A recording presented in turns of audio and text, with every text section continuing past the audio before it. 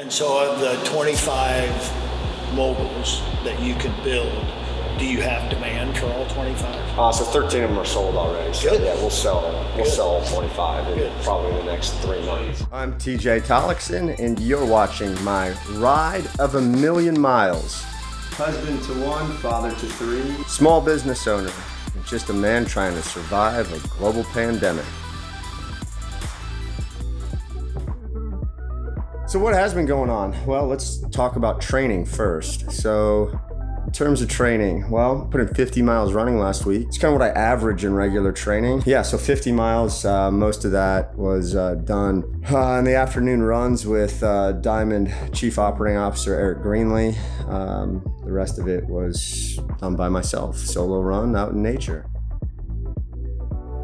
Other than running, my riding, I've still been getting up in the morning. I ride about 75 minutes in the morning before I go into work.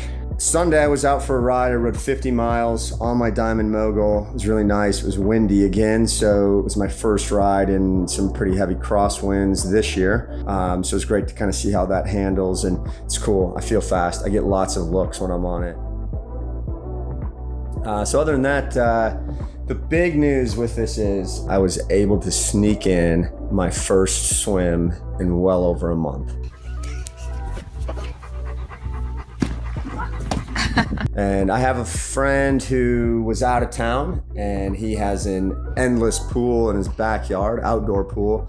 So the weather's just finally getting nice enough to even open the pool. So he had just opened his pool that week. He was out of town, and he was like, "Hey man, if you wanna just walk in the side gate, pop in the pool, get a little swim in." My plan was to swim 30 minutes. I didn't make it. I made it 22 minutes, like 22 and a half minutes. And I was so sore. My shoulders were so sore. I just had to stop. Oh, I could barely lift my right arm because I did so many. I was a wreck the next day because of it. It's boring, but it's part of my life. That was a big shock to the system, but I'm really missing my pool. So it was nice to get in there, just feel some water, put the face in the water. Yeah, it's an awesome feeling. So anyway, that was the training. So what's going on at work? Craziness at work. I mean, we're in the middle of this huge global pandemic. We're still manufacturing bikes. We got my full staff is still working and employed. It's really cool. Yeah, we're pumping bikes out. Got some more moguls done, got some more Marquise done. We built a mogul for Mark Theriault. We built the sponsor bike for Daniel Pearson. Really sweet setup. We've got a good team, and I'm really happy with where they are, where we are as a company. Doing it, and the reason being, it's not that another person couldn't come and do it, but those first 25 frames, even though we've made a bunch of samples already, there's still this process of improvement that happens every time you make it, right? And so you could think about that. You know, the first time you were gonna build a table from IKEA. Babe, it says here. Have we got a receipt for this piece of That doesn't go like that. Not as easy as it looks, is it? You know, it'd take you twice as long as the second time you built it. Well, by the time you build 25 of them, you'd have the process down so well that all of a sudden you'd be like, oh, hey, this isn't so bad. I know what I'm doing. This is getting better.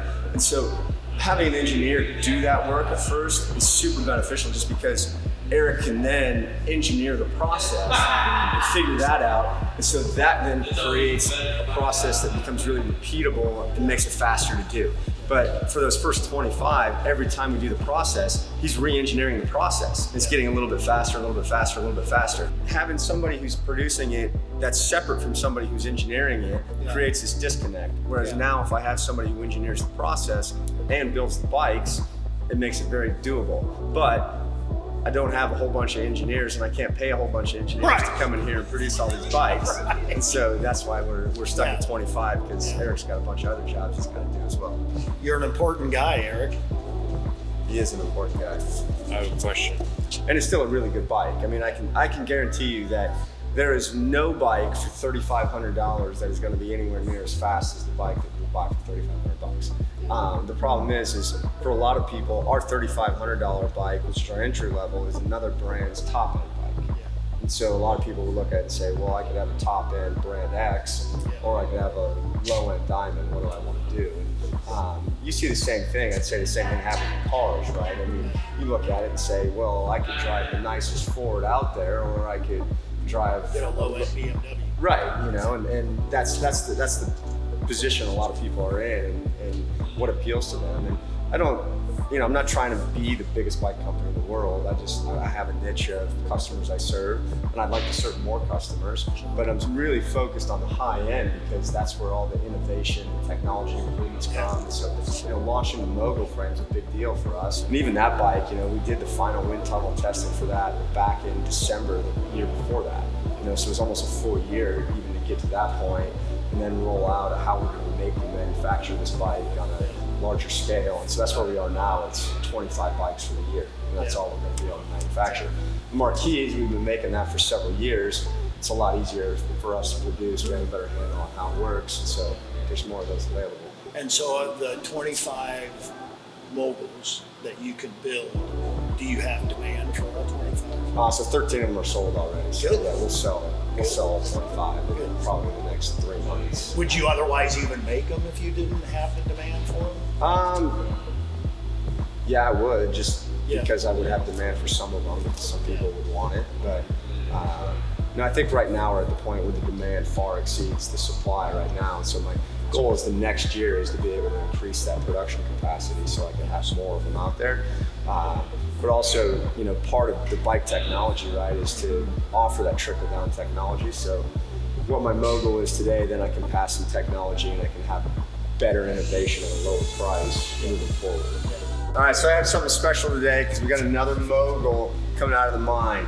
So you can see this one is a size 2. We're changing our sizing from sizes to Roman numerals. So this one's going to be a Roman numeral 2 size. And you can see it's got a nice yellow to orange fade going on there. Cool blue logo on there. I got some blue logos on the wheels. But anyway, this Mogul right here, it's going to Louisiana. It's a raging Cajun named Mark Terrio. And he's got some cool stuff on this bike. You can probably see, I'll pick this up, flip it around. You can see his little customization on the non-drive chainstay there. I'll let Mark do the pronunciation of that. You can just read it. I think he actually pronounced that Bone Stems. Triathletes.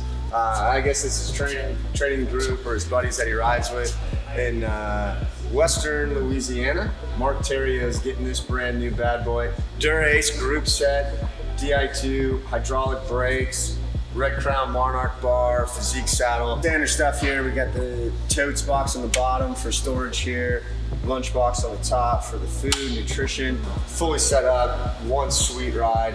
Can't wait for him to get it and actually test this out and ride it. I do have one product though that I want to share here. This isn't going on Mark's bike, it's actually going on my bike right now. This is fresh out of SLF Motion, smoother, lighter, faster. These guys are out of Illinois, neighboring states here. So check this guy out real quick. Give this a little spin. Watch this guy spin. Crazy, crazy bearings. So what is this? This is an oversized pulley wheel system. This pulley wheel system right here isn't just an oversized pulley wheel system. It's actually an aero pulley wheel system. So you've never seen me run an oversized pulley wheel system on my bike. I had a burner cage a long time ago. We did some wind tunnel testing, found that the oversized pulley wheel systems actually created more drag than they were of benefit. And so it increased the drag a little bit, and if you used an ice chain, we weren't seeing any positive gain in drivetrain performance. So I haven't been using an oversized pulley wheel system on my bike. I've just been using ceramic pulley wheels, jockey wheels right here on a regular size system.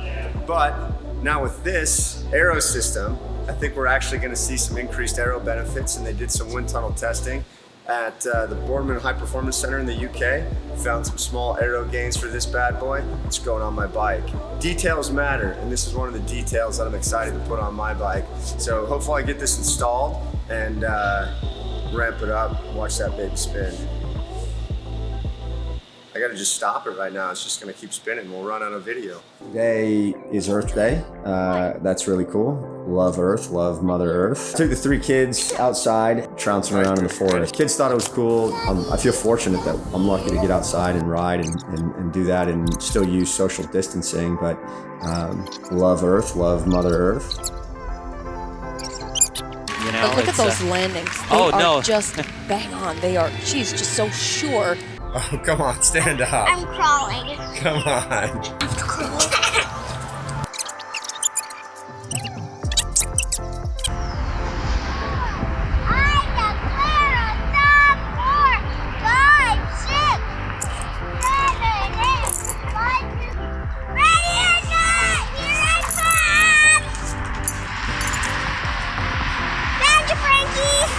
Go get her. Try to tag her.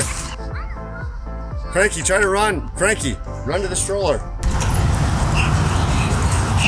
Go, go, go, go, go, go. Here she comes. Touch the stroller. Frankie's safe. I need to take this off. Do you want to get your guns out? Take both hands? See, let's leave the shirt on. Come on, Dad. We need to get some UV on these arms.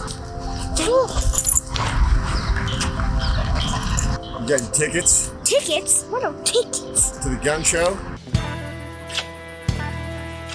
What are we doing? Going walk to the river?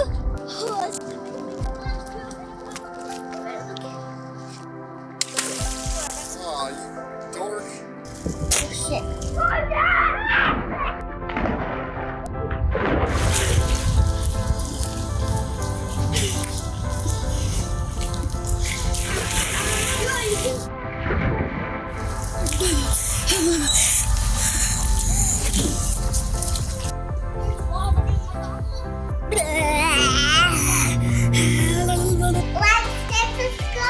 Hit the like button, hit that subscribe button. Never miss one of my rides. We'll see you next week.